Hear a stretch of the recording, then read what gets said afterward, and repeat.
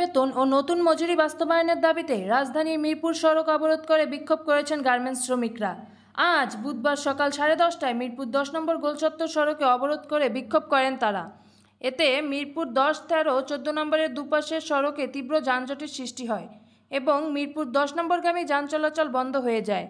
জানা গেছে, মিরপুর 10 নম্বরের প্যারিস রোড, মনোয়ারা খান ও এনায়েত গার্মেন্টসের কয়েকশো শ্রমিক ডিসেম্বর মাসের আংশিক বেতন ও সাম্প্রতিক সময়ে ঘোষিত নতুন মজুরির কাঠামোতে গার্মেন্টস শ্রমিকদের বেতন পরিশোধের দাবিতে গত 3 দিন ধরে কারখানার সামনে অবস্থান নেন। তবে মালিকপক্ষ জানিয়েছে, এই গার্মেন্টসের 3 সাবকন্ট্রাক্টভুক্ত ও লোকাল গার্মেন্টস হওয়ার কারণে নতুন মজুরি কাঠামোতে বেতন পরিশোধ করতে পারবে না তারা, তাই আগে থেকেই কারখানা বন্ধ রেখেছেন। বিক্ষোভকারী শ্রমিকরা জানান, গত মাসের আংশিক বেতন ও নতুন মজুরি বাস্তবায়নের দাবিতে তারা রাস্তায় নেমেছে।